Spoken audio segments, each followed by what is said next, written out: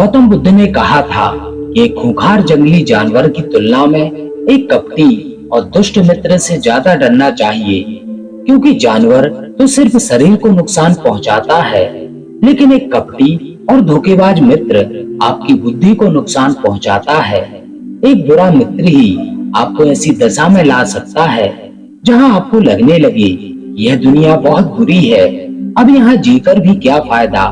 और ऐसा तब होता है जब आपके साथ विश्वासघात होता है, आपको धोखा दिया जाता है, और धोखा भी उस व्यक्ति से मिलता है जिसने दूसरे पर अंधा विश्वास किया हो।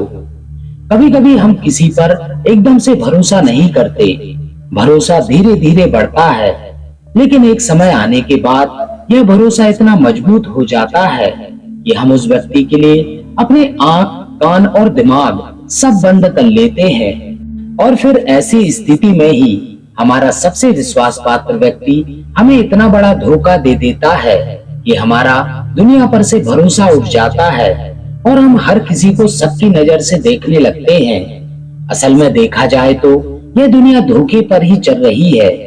हम अपनी जिंदगी में कभी ना कभी, कहीं ना कहीं किसी ना किसी को धोखा देते हैं, और दूसरे लोग भी हमें धोखा दिए जा रहे हैं। दूसरे धोखा दें तो बात समझ में भी आती है, लेकिन हम तो वर्षों से खुद को ही धोखा देते आ रहे हैं।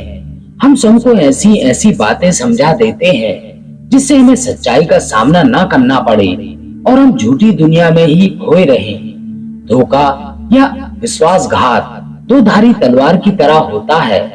हमें लगता तो है कि हम सामने वाले को धोखा देकर उसे मूर्ख बना रहे हैं, लेकिन यह धोखे की तलवार आज जितनी गर्दन सामने वाले की काटती है, भविष्य में उतनी ही गर्दन हमारी भी कटती है।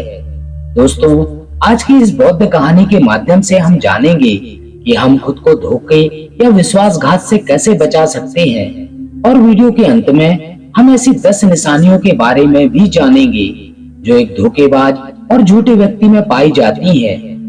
एक युवा व्यक्ति बहुत ही क्रोधित अवस्था में पहाड़ी की चोटी से कूदकर आत्महत्या करने जा रहा था।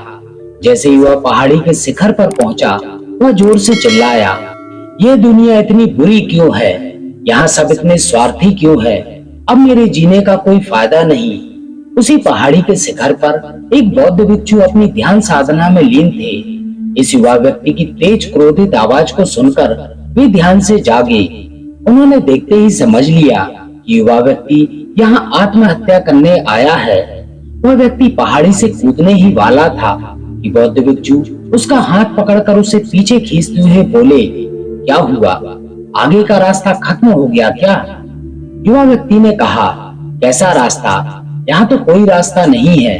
मैं तो यहाँ से कूदकर आत्महत्या करने वाला हूँ। बौद्ध भिक्षु ने कहा, मरना तो एक दिन सभी को है, लेकिन तुम्हें इतनी जल्दी क्यों है? युवा व्यक्ति ने कहा, क्योंकि यह दुनिया रहने लायक नहीं है। यहाँ सब स्वार्थी है, सब धोखेबाज है। मैंने जिस पर भी भरोसा किया, सभी ने मुझे धोखा दिया। मेरे सगे भाई ने मुझे धोखा दिया, मेरे मित्रों ने मुझे धोखा दिया, लेकिन आज तो हद ही हो गई। मेरी पत्नी ने भी मुझे धोखा दे दिया। वह एक अमीर व्यापारी के साथ चली गई। इतने सारे धोखे मिलने के बाद अब मेरा इस दुनिया में जीने का कोई मतलब नहीं। इस स्वार्थी दुनिया में कोई भी भरोसे के लायक नहीं, इसलिए मैं आत्महत्या करने जा रहा हूँ। बौद्ध भिक्षु ने कहा, क्या तुम स्वार्थी नहीं हो? क्या तुम पर भरोसा किया जा सकता है? व्यक्ति ने कहा, मैंने आज तक किसी को धोखा नहीं दिया, किसी के साथ विश्वासघात नहीं किया। आप चाहो तो मेरे गांव में जाकर भी पूछ सकते हो। लोग ही अक्सर मेरा फायदा उठाते रहते हैं, लेकिन मैंने आज तक किसी के साथ बुरा नहीं किया। बौद्ध भिक्षु ने कहा, मैं तुम पर भरोसा नहीं कर सकता। तुम्हें मुझे यह सिद्ध करके दिखाना होगा कि तुम एक स्वार्थी व्यक्ति नहीं हो। व्यक्ति ने पूछा, यह सिद्ध करने के लिए मुझे क्या करना पड़ेगा? भिक्षु ने कहा, तुम्हें अगले 1 साल तक मेरे साथ मेरे आश्रम में रहना पड़ेगा। तब जाकर मैं जान पाऊंगा कि तुम एक ईमानदार व्यक्ति हो या फिर तुम भी दूसरों की तरह ही स्वार्थी और धोखेबाज हो। व्यक्ति ने कहा, ठीक है, मैं आपके साथ आपके आश्रम में 1 साल तक रहूंगा और खुद को सिद्ध करके दिखाऊंगा। बौद्ध भिक्षु उस युवा व्यक्ति को अपने साथ अपने आश्रम ले गए और उसे अपना शिष्य बना लिया। अगले दिन सुबह होते ही बौद्ध भिक्षु ने उस नए शिष्य को अपने पास बुलाया और कहा, मुझे तुम पर भरोसा तो नहीं है, लेकिन फिर भी तुम जाओ और भिक्षा मांग कर लाओ, तब तक मैं तुम्हारे दूसरे गुरु भाइयों को शिक्षा देता हूँ। उस शिष्य ने गुरु को प्रणाम किया और भिक्षा मांगने के लिए चल पड़ा। उसने आज से पहले कभी भिक्षा नहीं मांगी थी, इसलिए उसे भिक्षा मांगने में बड़ी तकलीफ हो रही थी। उसके मुंह से भिक्षा के लिए शब्द नहीं निकल रहे थे। उसका अहंकार उसे भिक्षा मांगने से रोक रहा था, लेकिन उसके अंदर एक अहंकार और उमड़ रहा था, गुरु को गलत सिद्ध करने का अहंकार। इसलिए उसने भिक्षा मांगी और उस भिक्षा को लेकर वापस गुरु के पास पहुंचा। उसके हाथ में भिक्षा देखकर गुरु ने कहा, तुम कुछ तो भरोसे के लायक हो। मुझे लगता था कि तुम भिक्षा नहीं मांग पाओगे, लेकिन तुमने मुझे गलत सिद्ध कर दिया। आओ मेरे साथ कुटिया में चलते हैं, वहां मैं तुम्हें कुछ दिखाना चाहता हूँ। गुरु उस शिष्य को अपने साथ कुटिया में ले गए। वहां कुटिया में ऊपर एक मटकी लटक रही थी। गुरु ने मटकी को ओर इशारा करते हुए कहा, उस मटकी को देख रहे हो? उसमें जहर रखा हुआ है, और जहर भी ऐसा है कि अगर किसी को दे दो तो व्यक्ति बड़े आराम से मर सकता है और किसी को पता भी नहीं चलेगा कि उसकी मौत कैसे हुई है। युवा शिष्य ने कहा, लेकिन गुरुदेव आप मुझे ये क्यों बता रहे हैं? बौद्ध भिक्षु ने कहा, मैं बस तुम्हें सावधान कर रहा हूँ कि कभी गलती से खा मत लेना। कुछ दिनों बाद गुरु अपने शिष्यों के साथ एक जंगल से गुजर रहे थे। तभी कुछ जंगली लुटेरों ने अचानक उन पर हमला कर दिया। सभी शिष्य अपनी अपनी जान बचाकर इधर उधर भागने लगे, लेकिन ज्यादा उम्र होने की वजह से गुरु नहीं भाग पा रहे थे। यह बात उस युवा शिष्य ने अनुभव की और वह बहादुरी का प्रदर्शन करते हुए अपने गुरु को डाकुओं से बचाकर आश्रम तक सुरक्षित ले आया। आश्रम पहुंचकर गुरु ने उस शिष्य की सभी के सामने बहुत प्रशंसा की और कहा, तुम सभी लोगों से अच्छा तो मेरा यह नया शिष्य है, जिसने अपनी जान पर खेलकर मेरी जान बचाई और मुझे सुरक्षित यहाँ तक ले आया। आज से मुझे इस पर पूरा भरोसा है। उस दिन के बाद से हर सुबह जब भी गुरु उस शिष्य से मिलते तो उसे एक बात जरूर कहते, मुझे तुम पर पूरा भरोसा है। धीरे धीरे गुरु का उस शिष्य पर भरोसा बढ़ता ही चला गया और वह इतना बढ़ गया कि गुरु ने एक दिन शिष्य को अपने पास बुलाया और कहा, मेरा कोई पुत्र नहीं है, लेकिन तुम मेरे पुत्र जैसे ही हो। अब मेरी उम्र हो चुकी है, मैं बूढ़ा हो गया हूँ, इसलिए मैं चाहता हूँ कि मेरी मृत्यु के बाद इस आश्रम की बागडोर तुम अपने हाथ में ले लो। शिष्य ने कहा, गुरुदेव अगर आपकी यही इच्छा है तो मैं आपकी खुशी के लिए यह जिम्मेदारी भी उठाऊंगा। इतना कहकर शिष्य वहां से चला गया। कुछ दिनों बाद गुरु बीमार पड़ गए तो उन्होंने आश्रम के सभी शिष्यों को बुलाकर यह घोषणा कर दी कि मेरे बाद इस आश्रम का संचालन ये युवा शिष्य करेगा। धीरे धीरे दिन बीतने लगे और उस युवा शिष्य के मन की बेचैनी बढ़ने लगी। वह जल्द से जल्द आश्रम को अपने कब्जे में लेना चाहता था। वह हर सुबह गुरु के पास जाकर यही देखता कि गुरु के स्वास्थ्य में कोई प्रभाव पड़ा या नहीं, लेकिन गुरु का स्वास्थ्य तो दिन प्रतिदिन अच्छा होता जा रहा था। अब तो उसके सब्र का बांध भी टूटने लगा। उसने रातों की नींद चली गई। वह हर समय यही सोचता रहता कि कैसे गुरु को रास्ते से हटाया जाए और किसी को पता भी न चले। कभी वह सोचता कि गुरु को नदी में धक्का दे देता हूँ, लेकिन अगले ही पल उसे ख्याल आया कि गुरु तो अच्छे तैराक हैं, वह तैरकर बाहर आ जाएंगे। फिर कभी सोचता कि गुरु को गला दबाकर मार देता हूँ। सब जानते हैं कि मैं गुरु का सबसे भरोसेमंद हूँ, इसलिए मुझ पर कोई किसी को शक नहीं होगा। लेकिन फिर यह सोचता कि अगर थोड़ी सी भी चूक हुई तो इससे बात बिगड़ भी सकती है। मुझे कोई ऐसा तरीका ढूंढना होगा जिसमें गुरु की मौत भी हो जाए और सभी को यही लगे कि यह तो एक बात स्वाभाविक मृत्यु है और भगवान को यही मंजूर था। एक दिन वह युवा शिष्य गुरु के पास उसकी कुटिया में बैठा हुआ था। तभी उसकी नजर ऊपर लटक रही मटकी पर पड़ी। उसे याद आया कि गुरु ने कहा था इसमें जहर है, और जहर भी ऐसा है कि जिसका किसी को पता नहीं चलेगा। उसने सोचा यही सही रहेगा, यह जहर गुरु को दे देता हूँ और किसी को पता नहीं चलेगा कि उनकी मृत्यु कैसे हुई। फिर पूरे आश्रम पर सिर्फ मेरा नियंत्रण होगा। अगले दिन उसने चुपके से गुरु की कुटिया से वह जहर चुरा लिया और उसे गुरु के खाने में मिला दिया। गुरु ने वह खाना खा लिया और रात में सोने चले गए। लेकिन जब सुबह हुई तो पूरा आश्रम जागा पर गुरु नहीं जागे। शिष्यों ने गुरु की कुटिया में जाकर देखा तो पता चला कि गुरु की मृत्यु हो गई है। जब यह बात उस युवा शिष्य को पता चली तो वह अंदर ही अंदर बहुत खुश हो गया और आश्रम को अपने नियंत्रण में लेने का काम शुरू कर दिया। इस आश्रम में गुरु का एक और सबसे पुराना शिष्य था। वह चुपचाप यह सारी घटना देख रहा था।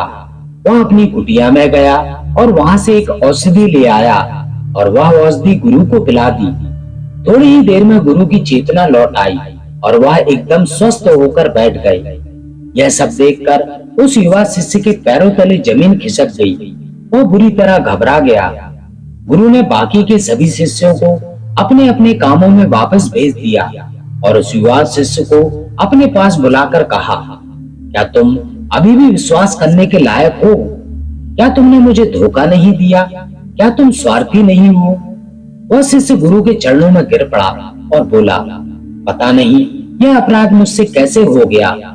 मैंने आज से पहले कभी किसी को धोखा नहीं दिया था। लोग ही मुझे धोखा देते आए हैं, लेकिन पता नहीं क्यों और कैसे मैंने आज आपको धोखा दे दिया। गुरु ने कहा, तुम मुझे धोखा दे ही नहीं सकते थे क्योंकि मैंने तुम पर कभी भरोसा किया ही नहीं था। मैं किसी भी इंसान पर भरोसा नहीं करता। मैं केवल उसी पर भरोसा करता हूँ जो अपनी आंखों से देखता हूँ। और मुझे तुम्हारे अंदर लालच दिखाई दे रहा था और यह लालच भी मैंने तुम्हें जानबूझकर दिया था, क्योंकि कोई भी व्यक्ति केवल 3 कारणों से ही किसी के साथ विश्वासघात करता है। पहला स्वार्थ, दूसरा लालच और तीसरा ईर्ष्या। उस युवा शिष्य ने गुरु से पूछा, लेकिन गुरुदेव, मैं खुद को इस स्वार्थ, लालच और ईर्ष्या से कैसे मुक्त रख सकता हूँ? गुरु ने कहा, खुद को पढ़ो, खुद को जानो, खुद के भीतर उतरने का प्रयास करो। इंसान के भीतर बड़ी संभावना है। वो खुद को कुछ भी बना सकता है, वो कुछ भी हो सकता है। और जब तुम में कोई बदलाव आए तो खुद के भीतर झांककर यह जानने का प्रयास करो कि तुम क्यों बदल रहे हो, कौन तुम्हें बदल रहा है, यह बदलाव अच्छा है या बुरा। खुद का आत्मनिरीक्षण करने का प्रयास करो। गुरु के यह शब्द सुनकर उस युवा शिष्य ने फिर उनके पैर पकड़ लिए और कहा, गुरुदेव, मैं आपका ही शिष्य बनकर रहना चाहता हूँ और यह ज्ञान प्राप्त करना चाहता हूँ कि मैं कौन हूँ, क्या हूँ और क्यों बदल जाता हूँ।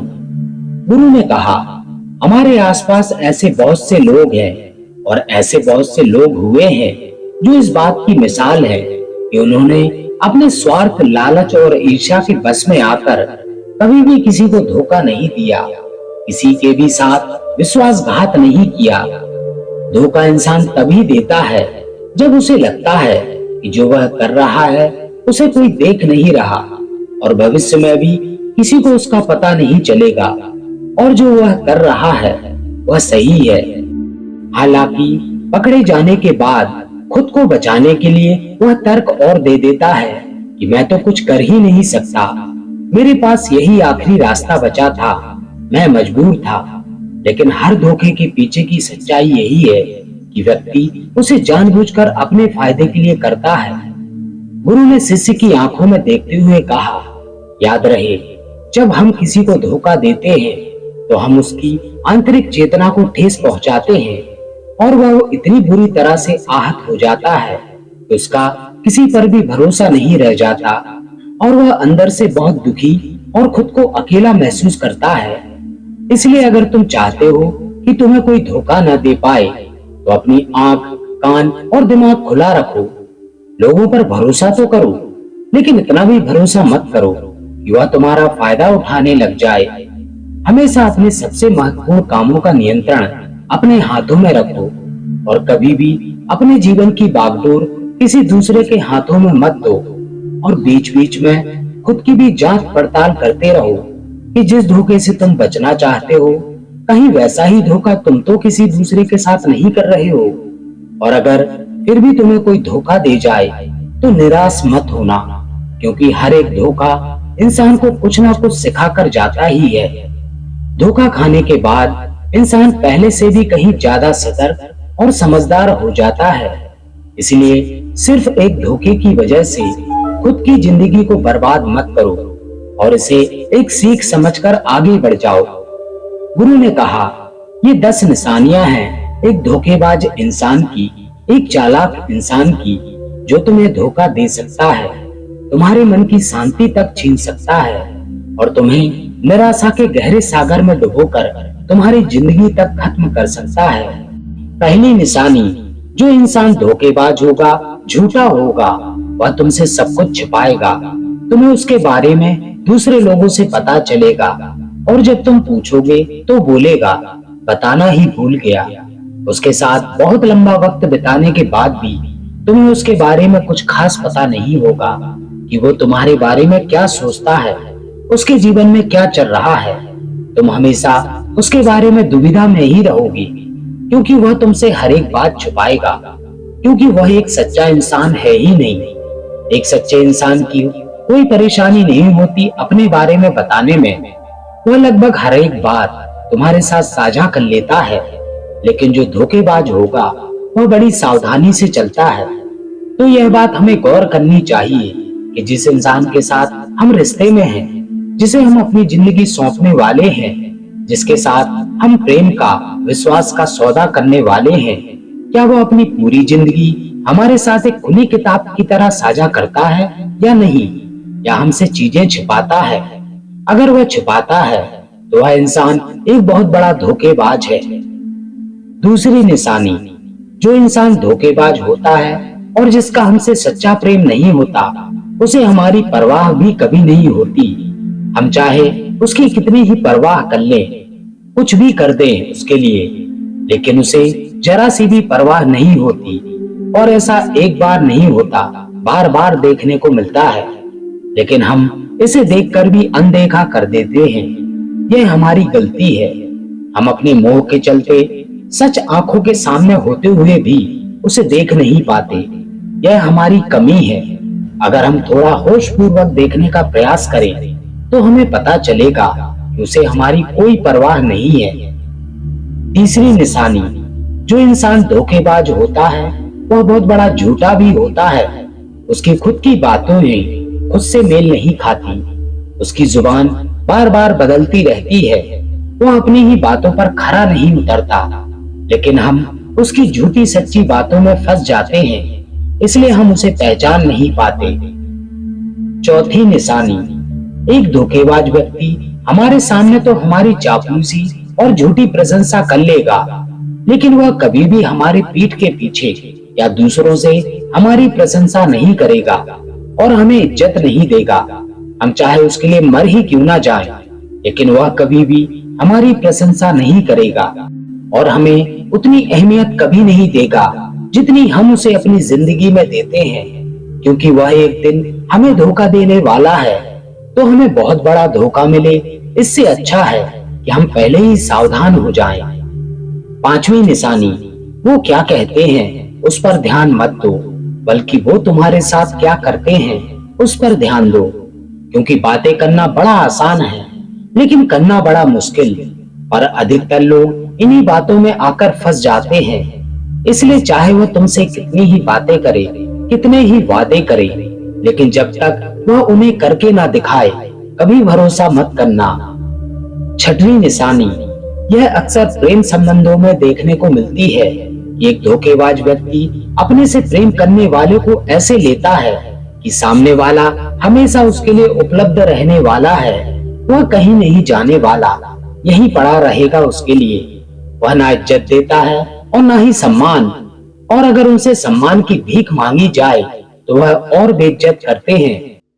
अगर किसी रिश्ते में किसी से गिड़गिड़ाना पड़े, उससे भीख मांगनी पड़े कि मुझे अपना समय दो, मुझसे बातें करो, तो उससे घटिया रिश्ता और कोई हो ही नहीं सकता।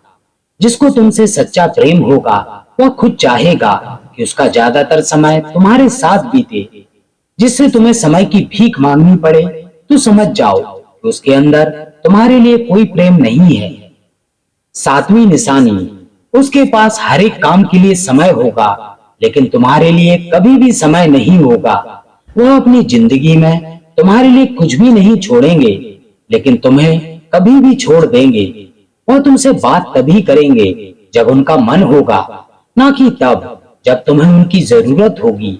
वह तुम्हें तो किसी दूसरे इंसान से बदल सकते हैं लेकिन तुम्हारे लिए कुछ भी नहीं बदलेंगे, ना अपनी आदतें, ना अपना स्वभाव और ना ही अपना आराम।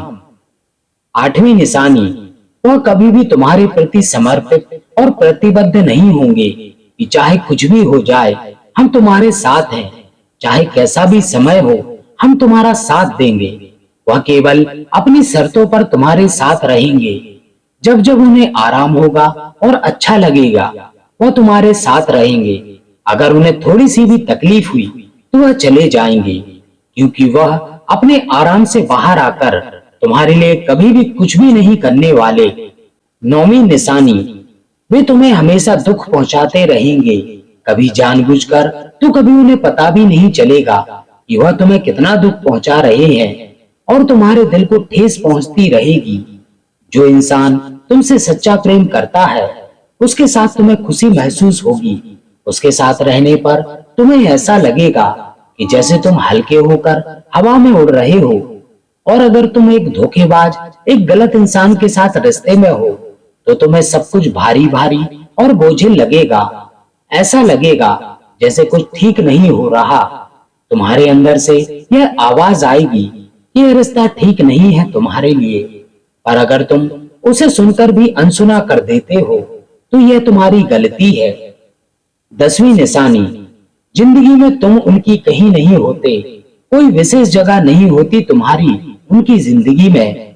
वह जब चाहे बड़ी आसानी से तुम्हें अपनी जिंदगी से निकाल कर बाहर कर सकते हैं और उन्हें कोई फर्क भी नहीं पड़ेगा।